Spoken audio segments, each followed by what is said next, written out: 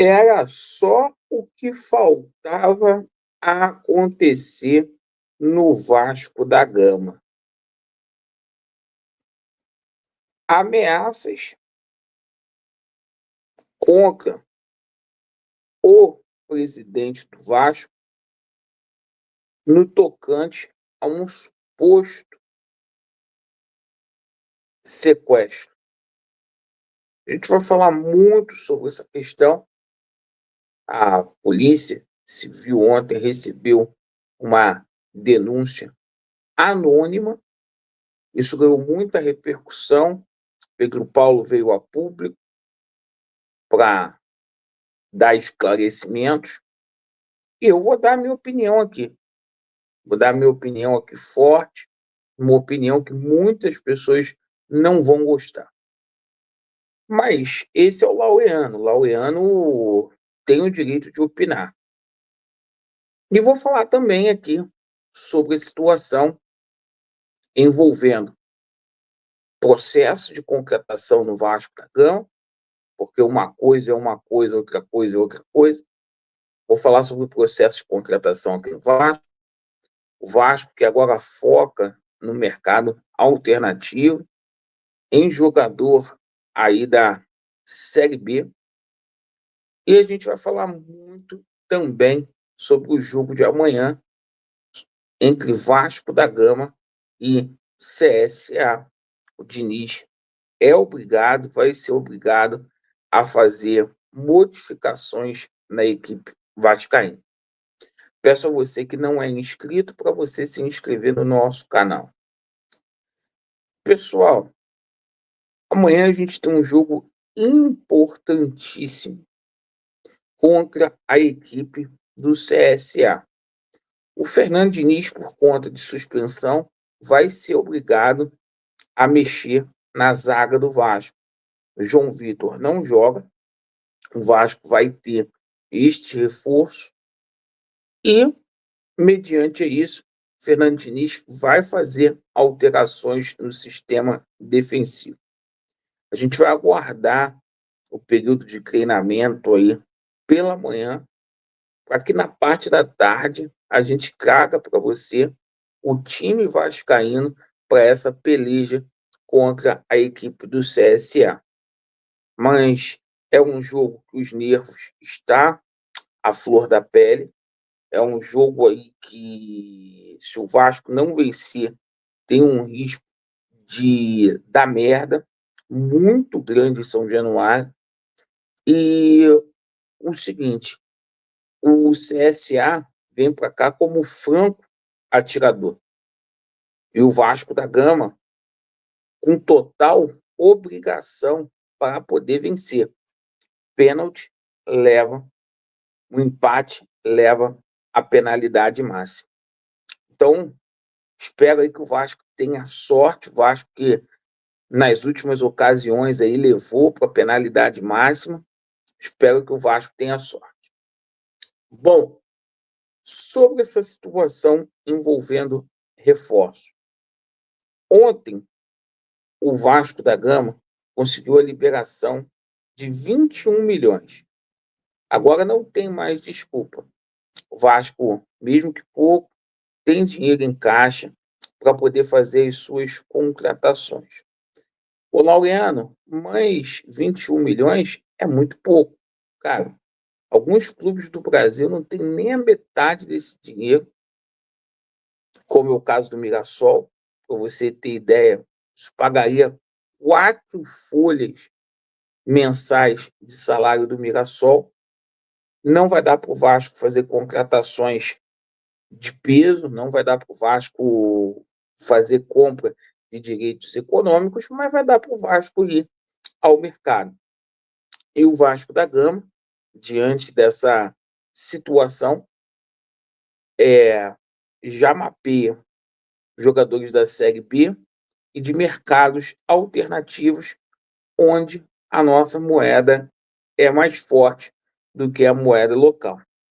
A gente tomou conhecimento que o Vasco tem interesse no atacante Pedro Rocha, né? O Vasco já teve interesse no jogador Bosquilha. O John Textor, foi o que eu falei ontem aqui na live, está ensinando a fazer futebol. Por exemplo, John Textor foi lá no Atlético Goianiense pegar o Marlon Freitas, né?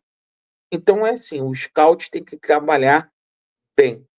O que não pode é o Vasco ficar estagnado e parado nesse momento. Bom, agora a notícia grave, essa situação aí do suposto sequestro aí do Pedro Paulo. Violência, independente em cima de quem for, tem que ser apurado. Tem que ser apurado. Agora, isso não me impede de dar a minha opinião, tá? A minha opinião. Bom, o seguinte, vindo de quem é dessa diretoria aí, eu não duvido que isso seja cortina de fumaça. Eu não duvido. Minha opinião sincera, vai causar repercussão. Ah, Laureano, e se fosse você? Se fosse alguém da sua família? Eu estou aqui no YouTube, vai fazer 6 anos. Cansei de receber ameaça de morte aqui no YouTube. De agressão física, cansei. Quem está na chuva tem que se molhar. Agora, a polícia tem que apurar essa situação de sequestro. Isso não é uma coisa normal. Mas eu acho que a polícia também tem que apurar, aproveitar aí a Polícia Civil e apurar os atos que essa diretoria tem praticado contra o Vasco da Gama. E olha como que é a lei da vida, né? Que se faz, que se paga. A gente não deseja mal para ninguém. Eu, Alexandre Laureano, eu não posso nem ir ao estádio de futebol. Porque como eu cobro e cobro por demais essa diretoria, se eu for ao estádio, eu serei agredido, porque a torcida organizada está toda com o Pedro Paulo. Então você vê a situação. O torcedor é impedido de ir ao estádio de futebol, não tem segurança. A polícia também tem que apurar o segurança lá do Pedro Paulo, que enfiou a porrada, que aquilo ali é tentativa de homicídio, e aquilo ali foi flagrante, porque as câmeras pegaram lá em Brasília. Tem que ser apurado isso. Caiu no esquecimento. Perfeito? Tem que ser apurado, porque um dirigente do Vasco, independentemente do que aconteceu antes, o dirigente ameaça, bate num jornalista. Tem que ser apurado também por que que lá no Equador, em Quito, membros da diretoria intimidaram o jornalista que estava cobrindo o Vasco lá, pedindo para desligar a câmera. Eu não desejo mal para ninguém, mas essa diretoria está fazendo muito mal para a torcida do Vasco e para a instituição Vasco da Gama. É estranho uma situação dessa sair à véspera de um jogo decisivo. Estranho uma situação dessa sair no momento que o Vasco busca um investidor. Isso só afasta o investidor, né? Isso só tumultua o ambiente. O Pedrinho, ele já é um vitimista, quanto mais.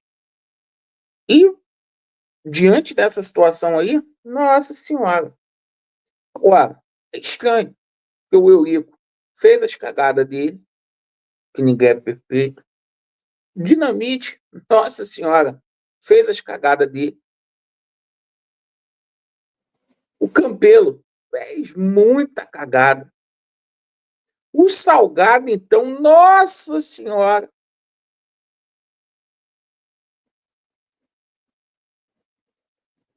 Josh Wand, então, irmão, ninguém nunca teve essa situação de sequestro. Cara, eu acho até difícil, cara, sabe por quê? Porque a torcida tá toda com ele. Agradeço aí pela atenção. Faça essa reflexão, hein? Vasco neles e a verdade prevalecerá. É a minha opinião.